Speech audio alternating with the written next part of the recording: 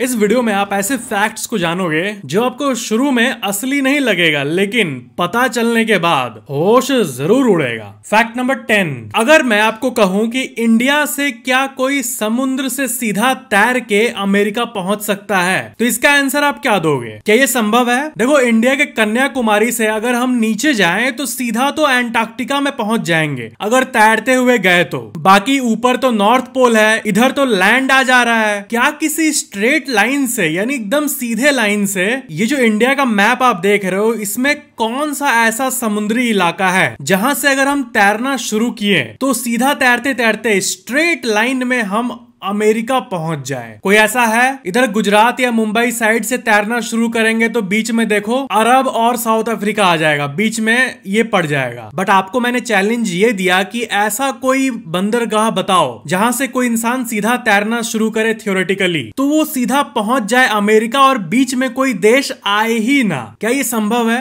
तो सुनने में तो आपको ये नामुमकिन सा लग रहा होगा, क्योंकि आप किसी भी बंदरगाह से निकलोगे, वैसे बंदरगाह कितना अजीब नाम है ना, मतलब बंदर का क्या रिलेशन है पोर्ट से? खैर, तो कहीं से भी निकलेंगे तो बीच में लैंड पड़ जाएगा, यानी कोई भी ऐसा बंदरगाह नहीं है जहां से सीधा हम अमेरिका जा पाए। लेकिन ये ट्रू नहीं है, असल में एक जगह है। अगर आप गुजरात से सीधा तैरते हुए निकलोगे तो आप सीधा आते आते आते आते अफ्रीका के नीचे से गुजरोगे और ऐसे करके आप अमेरिका पहुंच जाओगे। देखो, बिना कोई ऑब्स्टेकल के हम तैरते हुए पहुंच गए। अब आपको आ रहा होगा गुस्सा कि क्या बोलता है ये लड़का, अभी तो कह रहा था कि सीधा तैरना है एकदम स्ट्रेट लाइन में, लेकिन हम तो मुड़े हैं। लेकिन ये रूट असल में आपको टेढ़ा लग रहा होगा, है ना, मैप पे देखने से, पर असल में ये रूट टेढ़ा नहीं है बल्कि सीधा स्ट्रेट है। एग्जैक्ट, एकदम पूरी स्ट्रेट, क्योंकि ये तो फ्लैट मैप है। लेकिन अगर आप ग्लोब पे देखोगे तब आपको पता चलेगा कि ये पूरा का पूरा स्ट्रेट लाइन है, और थ्योरेटिकली कोई अगर तैरना शुरू करे तो वो सीधा एकदम तैरेगा तो वो अमेरिका पहुंच जाएगा। यही है एक बहुत बड़ा इल्यूजन। असल में ग्लोब मैप को हमें देखना चाहिए अगर हमें किसी भी जगह का कोई भी डेटा या रेफरेंस पॉइंट चाहिए तो, यानी ग्लोब असली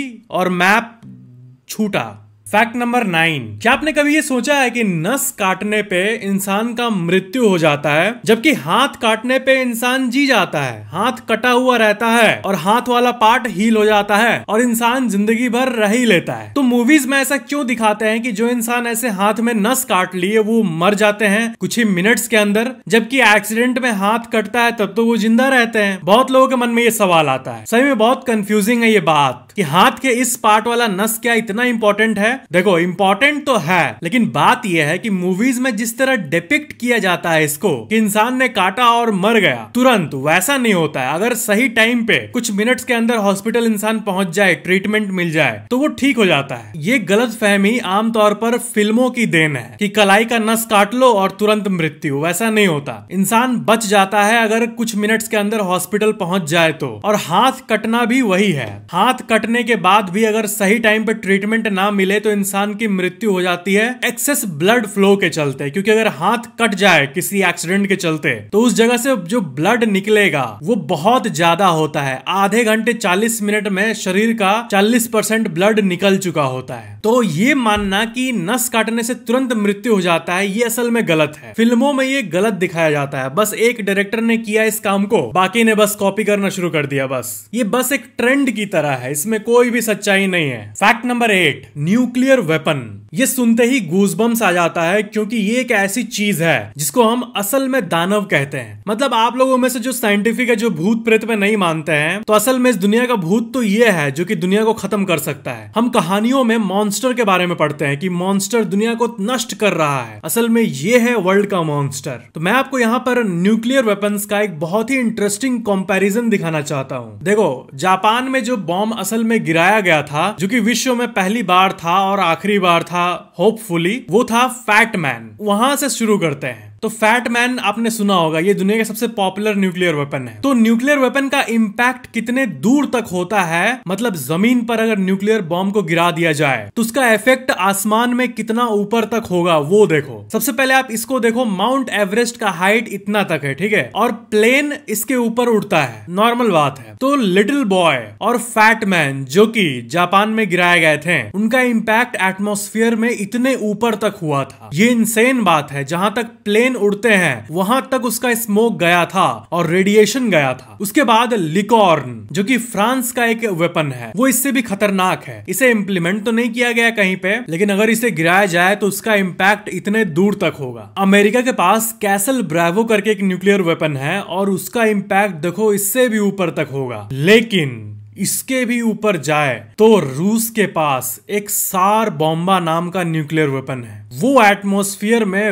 वोपिंग 100 किलोमीटर तक इंपैक्ट और रेडिएशन डाल सकता है। व्लादिमीर पुतिन और रशिया को ऐसे ही लोग पावरफुल नहीं मानते। जो बहुत डीप सोचते हैं उनके मन में ऐसी बात आती होगी कि किसी भी देश को हम पावरफुल कैसे कहते हैं, हम कैसे कहते हैं कि ये देश पावरफुल है, ये नहीं है। तो उसका जो मिलिट्री कैपेसिटी होता है वो सबसे बड़े फैक्टर्स में से एक होता है जो कि ये डिसाइड करता है कि वो कंट्री कितनी शक्तिशाली है। तो रूस जो देश है, इसके पास जो मिलिट्री ताकत है और जो न्यूक्लियर वेपन्स है, इससे कहीं ना कहीं पूरी दुनिया डरती है। मतलब कोई इजीली पंगा नहीं लेता है इन देशों से। दुनिया का सबसे खतरनाक वेपन भी इन्हीं के पास है, तो सोचो पंगा लेंगे तो किसका लॉस है वो सब जानते हैं। कई एक्सपर्ट्स का ये मानना है कि रूस देश अमेरिका से भी आगे है। ऐसा इसलिए क्योंकि सारे फील्ड में रूस आगे है, हर एक सेक्टर में, चाहे वो मिलिट्री हो या फिर इन्फ्लुएंस हो या फिर कुछ भी हो। लेकिन अमेरिका को फिर भी सबसे टॉप पे इसलिए रखा जाता है क्योंकि अमेरिका का जो इकोनॉमी है, जो अर्थव्यवस्था है, वो बहुत ऊपर है, रूस से भी ऊपर है। और दुनिया में ये हथियारों से भी ज्यादा बड़ा वेपन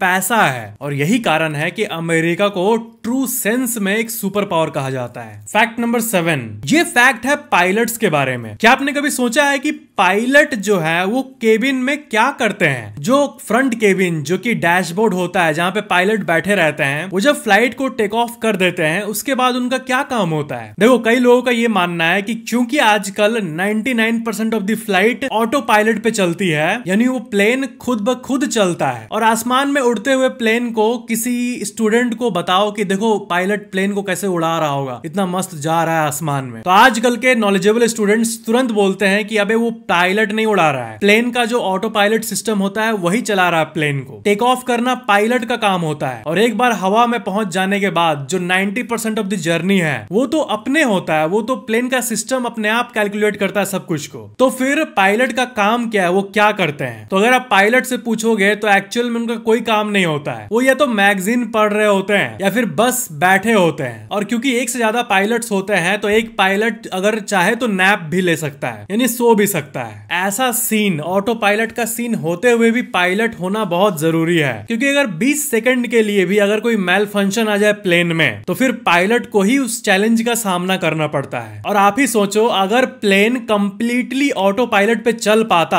तो ये जो एरोप्लेन कंपनीज है वो कभी पायलट्स पे खर्चा करती ही नहीं, क्योंकि पूरा सिस्टम ऑटोमेट हो जाता। लेकिन 2024 चल रहा है, अभी तक कंप्लीटली ऑटोमेटेड फ्लाइट नहीं निकल पाई है। इसका यही कारण है कि पायलट्स अभी भी बहुत वैल्यूएबल है। तो कई लोगों का जो सवाल था कि क्या कंप्लीटली ऑटोमेट हो सकता है ये प्लेन का दुनिया, तो असल में आंसर है नहीं, हम उस टेक्नोलॉजी तक अभी नहीं पहुंच पाए हैं। मे बी आज से 100, 200, 250 साल बाद कंप्लीटली ऑटोमेटिक फ्लाइट का सिस्टम निकल जाए, मे बी। फैक्ट नंबर 6, मैंने आपको बहुत अजीब अजीब फोबियाज के बारे में बताया है, तो उसमें और एक ऐड कर लो, टोकोफोबिया। टोकोफोबिया मतलब फियर ऑफ गेटिंग प्रेग्नेंट। जी हाँ, जिन गर्ल्स को प्रेग्नेंट होने से एक फियर होता है, इसको टोकोफोबिया कहते हैं। ये एक साइकोलॉजिकल फियर होता है। फैक्ट नंबर 5, दुनिया में आप हेल्दी खानों का लिस्ट तो देखते ही होंगे। एप्पल बहुत हेल्दी खाना है, एप्पल डॉक्टर को दूर रखता है। और दुनिया के सबसे टॉप 10 हेल्दीएस्ट फूड आपने सर्च किया होगा, ऐसा कंटेंट आपको मिला भी होगा। लेकिन दुनिया का टॉप 10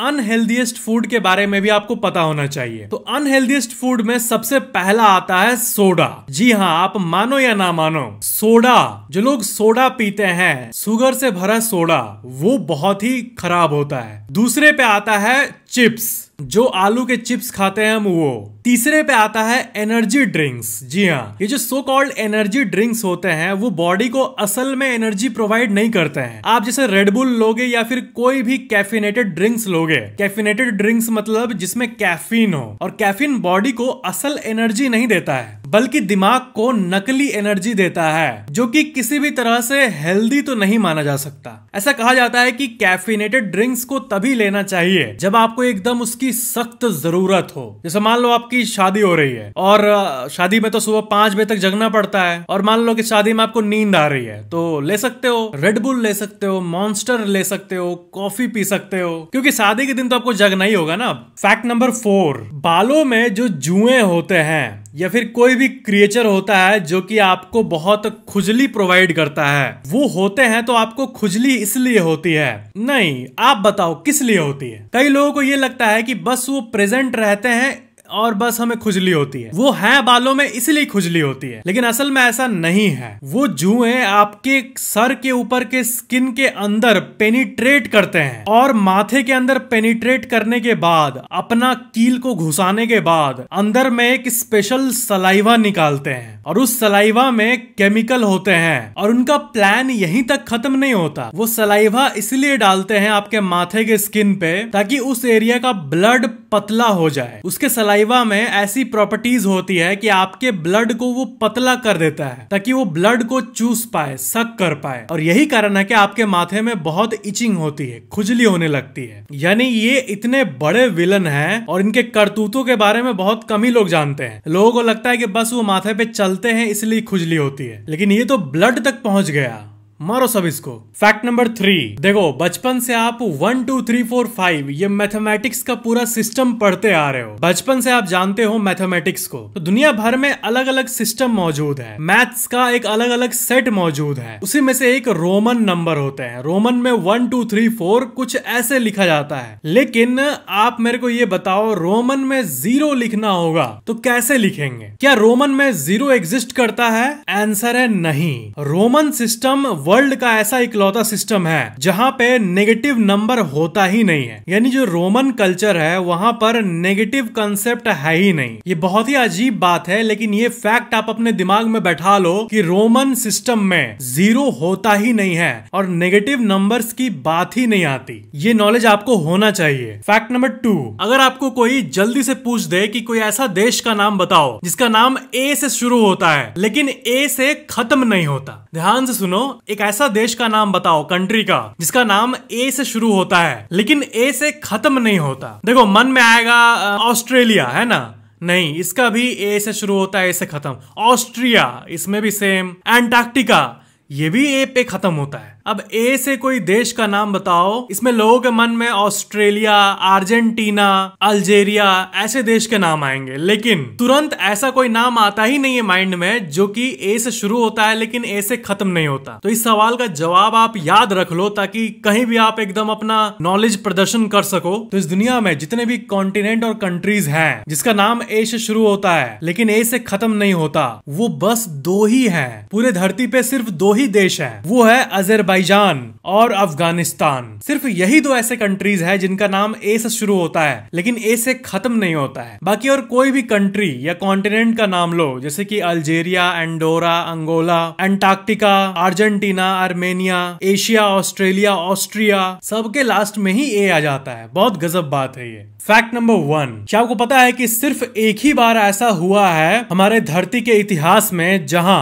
सारे कंट्रीज ने मिलकर, इस दुनिया में लगभग 200 देश हैं, सब ने, एक भी छूटा नहीं, सब के सब ने आके साइन किया एक डॉक्यूमेंट पे और पूरे विश्व के सारे लोगों ने एक चीज पर अग्री किया, यानी सहमति जताया। वो कौन सी चीज थी? नॉर्मली क्या होता है कि कोई भी थॉट आए किसी भी देश को, उस पे सारे देश अग्री नहीं कर सकते हैं, लेकिन एक बार सारे देश मिल गए और वो केस था ओजोन लेयर का। जो ओजोन लेयर है धरती के ऊपर, वो हमें सूरज के रोशनी में मौजूद हार्मफुल तत्वों से हमें बचाती है। लेकिन 1980 के समय वैज्ञानिकों ने ये पाया कि ये लेयर खत्म हो रहा है, जिससे धरती और गर्म हो रही है। और वजह क्या थी? धरती में मौजूद एक गैस जिसका नाम था CFC।